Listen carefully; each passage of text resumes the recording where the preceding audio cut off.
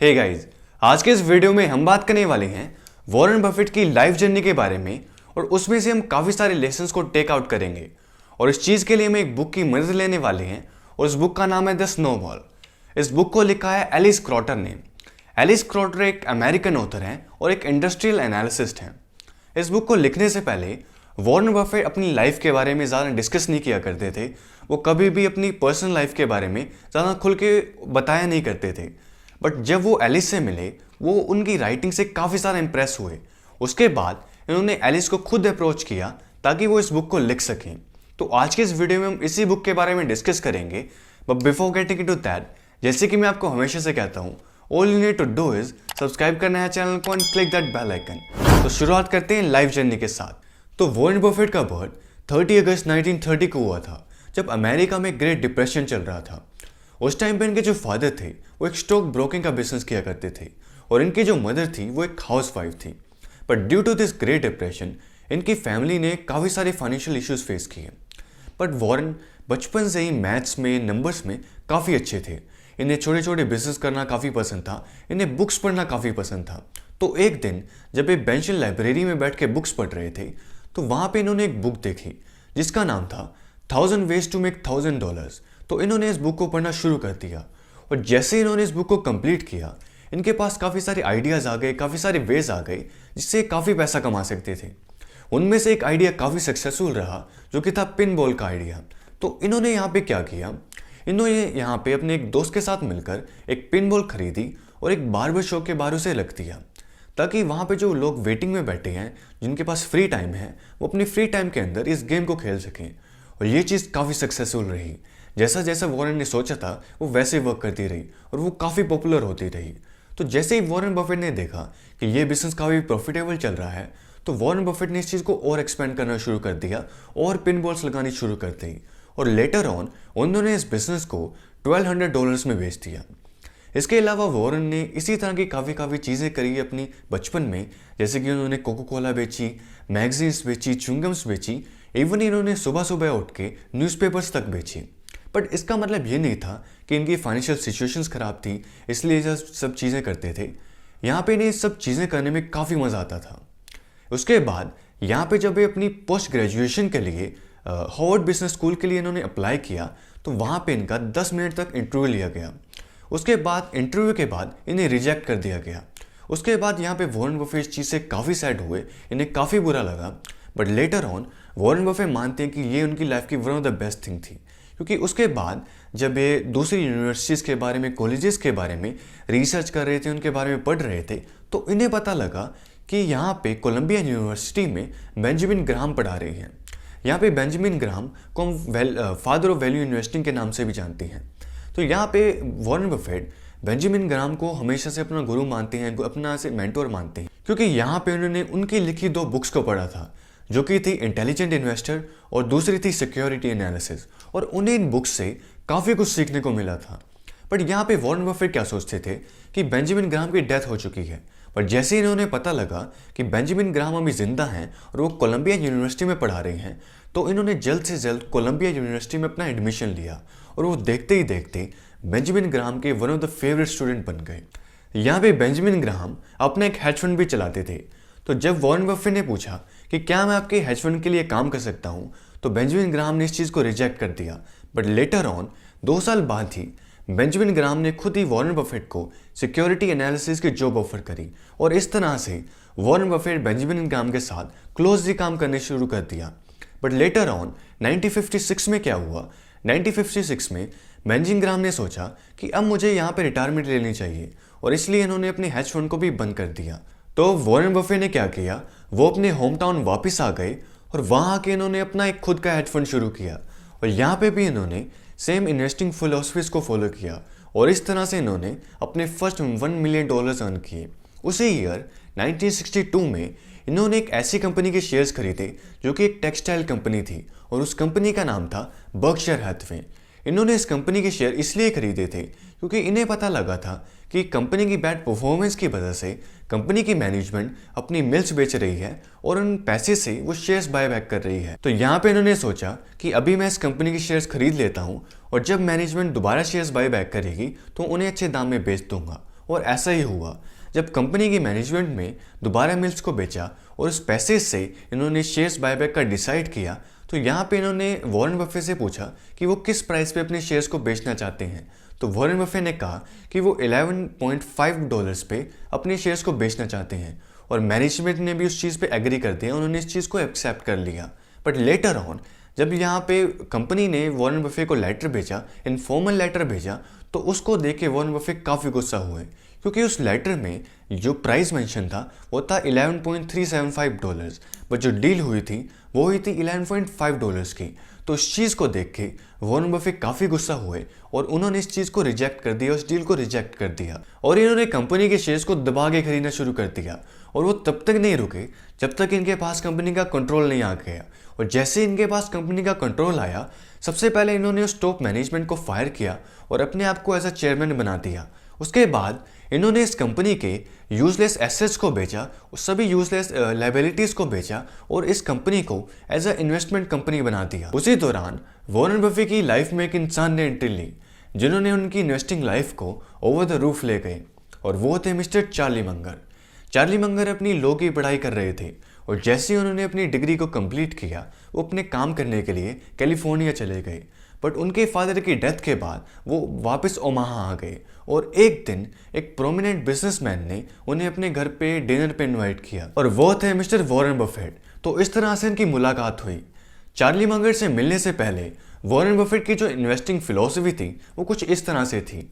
वो सोचते थे कि इस तरह की कंपनीज को खरीदना चाहिए जिनकी एक्चुअल वैल्यू तो ज़्यादा हो, but due to the bad management या फिर अदर फैक्टर्स की वजह से वो चीप प्राइस में मिल रही हो, और जब उसकी मार्केट वैल्यू इंक्रीज हो उसे बेच के प्रॉफिट ले लेने चाहिए। बट चार्ली मंगर से मिलने के बाद उनकी इन्वेस्टमेंट फिलोसफी कुछ इस तरह से बन गई कि इस तरह की कंपनीज को खरीदना चाहिए जिनके फंडामेंटल्स तो काफ़ी ज़्यादा स्ट्रॉन्ग हो और उसे हम लाइफ टाइम के लिए होल्ड कर सकें।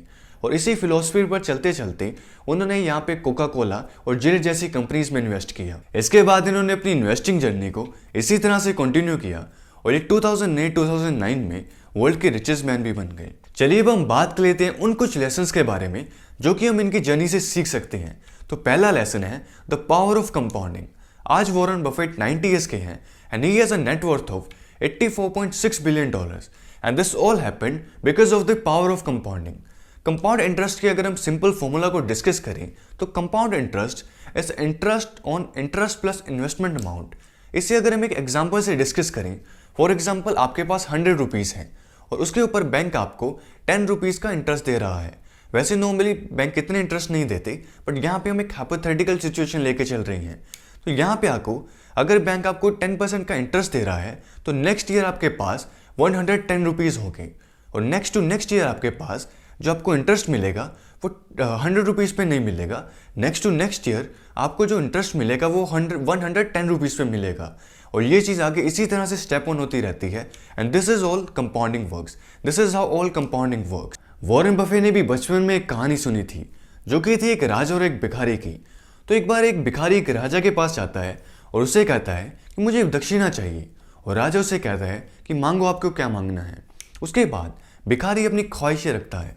भिखारी कहता है कि मुझे चावल के दाने चाहिए, और वो जो चावल के दाने चाहिए वो कुछ इस तरह से चाहिए, जो चेस का बॉक्स होते हैं जो उसमें ब्लॉक्स होते हैं वो कुछ उस तरह से चाहिए, और वो जो चावल के दाने होंगे वो हर ब्लॉक बाद डबल होते रहेंगे। मतलब कि फर्स्ट ब्लॉक में 1 दाना, सेकंड ब्लॉक में 2 दाने एंड थर्ड ब्लॉक में 4 दाने, और वो इसी तरह से डबल होते रहेंगे। और ये चीज़ तब तक नहीं रुकेगी जब तक कि चेस के ब्लॉक ख़त्म नहीं हो जाती।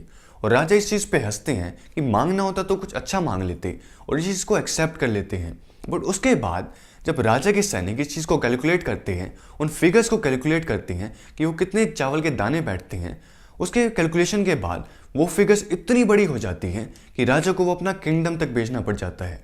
इस स्टोरी से वॉरेन बफेट काफ़ी इंप्रेस हुए और तभी से वो पावर ऑफ कंपाउंडिंग को फॉलो करने लग गए।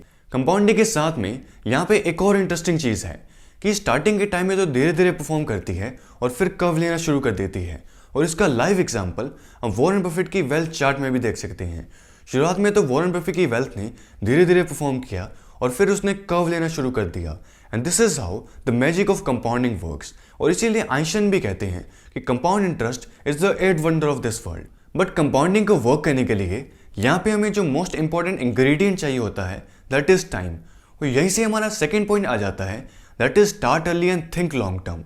वॉरेन बफेट ने भी अपनी इन्वेस्टिंग की जर्नी 11 साल की एज से शुरू कर दी थी, बिकॉज कंपाउंडिंग को टाइम चाहिए होता है। और यहाँ पे अगर हम जितना टाइम कंपाउंडिंग को देते हैं वो इतनी इफेक्टिवली ग्रो कर पाती है। यहाँ पे अगर हम कंपाउंड इंटरेस्ट के फॉर्मूले को भी देखें तो यहाँ पे most of the people are पे फोकस करते हैं, that is rate of return, but हमें फोकस करना चाहिए टाइम पीरियड पे, दैट इज टी। और इसीलिए वॉरेन बफेट भी कहते हैं कि successful investing takes time, discipline and patience. No matter how the effort and talent is, something just take time. यहाँ पे थर्ड पॉइंट आ जाता है, invest in your circle of competence. इस बुक के अकॉर्डिंग काफ़ी बार क्या होता है कि हम एक छोटी सी चीज़ में एक्सपर्टीज़ ले लेते हैं, एक छोटे से एरिया में एक्सपर्टीज़ ले लेते हैं, उसके बाद हम सोचने लग जाते हैं कि हम हर एरिया में एक्सपर्ट हैं, हमें हर चीज़ की एक्सपर्टीज़ है। वॉरेन बफेट के अकॉर्डिंग उनकी सक्सेस के पीछे ये one of the biggest reason है कि उन्होंने इस तरह के माइंडसेट को अवॉइड किया और उन्होंने हमेशा अपनी सर्कल ऑफ कॉम्पिटेंस पे ही फोकस किया। उन्होंने ऐसी कंपनियों में कभी इन्वेस्ट ही नहीं किया जो कि उनकी सर्कल ऑफ कॉम्पिटेंस की बाहर थी, जो कि उन्हें समझ ही नहीं आती थी। And this is the biggest reason उन्होंने कभी भी खुद से टेक्नोलॉजी कंपनीज में कभी इन्वेस्ट नहीं किया, क्योंकि वो उन तरह की कंपनीज को कभी समझते ही नहीं थे। और जैसे कि वो कहते हैं कि risk comes from not knowing what you are doing, सबसे बड़ा रिस्क उसी चीज़ में है जब आप अपनी इन्वेस्टमेंट्स को समझ ही ना पाओ। So it is very very important, जिस कंपनी में आप इन्वेस्ट कर रहे हो उसकी डीप अंडरस्टैंडिंग होना इज़ वेरी वेरी इंपॉर्टेंट। और आपको उन्हीं कंपनीज के पिकअप करना चाहिए जो कि आपके सर्कल ऑफ कॉम्पिटेंस के अंदर हैं, जिन्हें आप इजीली समझ पा रहे हो। यहाँ पे फोर्थ पॉइंट है, इन्वेस्ट विद कॉम्पिटेटिव एडवांटेज, जिसे हम वॉरेन बफेट की लैंग्वेज में इकोनॉमिक मोट भी कहते हैं। मोट को अगर हम सिंपल लैंग्वेज में डिस्कस करें तो एक फोर्ट के चारों तरफ गहरे पानी की तालाब होना, जिसकी वजह से जो दुश्मन है वो उस फोर्ट में इजीली एंटर ना कर सकें, तो इसे हम इकोनॉमिक मोट कहते हैं। और यहाँ पे अगर हम बिजनेस वर्ल्ड में डिस्कस करें तो एक कंपनी का अपने कंपिटिटर से एक कॉम्पिटेटिव एज होना, इसे हम इकोनॉमिक मोड कहते हैं। और यहाँ पे वॉरेन बफेट इस तरह के मोड्स को काफ़ी ज़्यादा देखते हैं। मोड भी यहाँ पे काफ़ी तरह के हो सकते हैं, जैसे कि ब्रांड वैल्यू मोड। वो इसका सबसे बड़ा एग्जांपल है कोका कोला। कोका कोला की जो ब्रांड वैल्यू है वो काफ़ी ज़्यादा स्ट्रॉन्ग है। दूसरा मोड आ जाता है जैसे कि नेटवर्क इफेक्ट मोड, और इसके एग्जाम्पल्स हैं यूट्यूब और फेसबुक। उसके बाद आ जाता है स्विचिंग कॉस्ट मोड। इसके अंदर कस्टमर्स के लिए एक कंपनी पे दूसरी कंपनी पर स्विच करना काफ़ी डिफ़िकल्ट होता है, और ये भी एक तरह का इकोनॉमिक मोड है। उसके बाद आ जाता है हाई सेटअप मोस्ट। कुछ तरह की इंडस्ट्रीज़ होती हैं जैसे कि पावर इंडस्ट्रीज़, तो इन तरह की इंडस्ट्रीज़ में जो कि काफ़ी हाई सेटअप इंडस्ट्रीज़ होती हैं, उन इंडस्ट्रीज़ में जो सेटअप कॉस्ट होती है वो काफ़ी ज़्यादा होती है। तो इसी वजह से कॉम्पिटिटर्स इन तरह की इंडस्ट्रीज़ में एंटर करने से पहले काफ़ी बार सोचते हैं। तो ये भी एक तरह का इकोनॉमिक मोड है। फिफ्थ लेसन जो कि हम इस बुक से सीख सकते हैं, that is build reputation. Warren Buffett को पैसा काफ़ी ज़्यादा प्यारा है, बट उससे भी ज़्यादा जो चीज़ उन्हें प्यारी है दैट इज़ रेपुटेशन। तो 1991 में क्या हुआ था, इन्होंने एक कंपनी में इन्वेस्ट कर रखा था जिसका नाम था सैलमन ब्रदर्स। ये कंपनी नहीं थी, एक इन्वेस्टमेंट बैंक थी, और इन्होंने इसके अंदर $700 मिलियन इन्वेस्ट कर रखे थे। बट यहाँ पे क्या हुआ, इस कंपनी में काम करते एक एग्जीक्यूटिव ने US ट्रेजरी के साथ इलीगल बिड्स की, और लेटर ऑन पता चला जो इस कंपनी के CEO थे वो भी इस चीज़ में इन्वॉल्व थे। और जैसे ही न्यूज़ बाहर आई, जैसे ही न्यूज़ वॉल स्ट्रीट पहुंची, इस कंपनी का जो स्टॉक था वो बुरी तरह से पिटा। और बट यहाँ पे वॉरेन बफेट की ऑनेस्ट इमेज की वजह से उन्हें कंपनी को तो बचा लिया, बट जब यहाँ पे US कांग्रेस के साथ बैठ के इस चीज़ को डिस्कस कर रहे थे, उन्होंने यहाँ पे एक स्टेटमेंट दी। वो ये थी कि lose money for the company I will understand, but lose reputation for the company I will be savage. तो ये कुछ लेसन्स थे जो कि हम इस बुक से सीख सकते हैं। और अगर आप इस बुक को खरीदना चाहते हैं तो उसका लिंक मैंने डिस्क्रिप्शन में दे दिया है। तो आज के लिए सिर्फ इतना ही। उम्मीद करता हूँ कि आपको ये वीडियो पसंद आई होगी। अगर आपको इस वीडियो से कुछ भी सीखने को मिला है तो प्लीज़ वीडियो को लाइक कर दो, शेयर कर दो और चैनल को सब्सक्राइब कर दो। मिलता हूँ आपसे न्यू वीडियो में, तब तक के लिए bye. Thank you so much.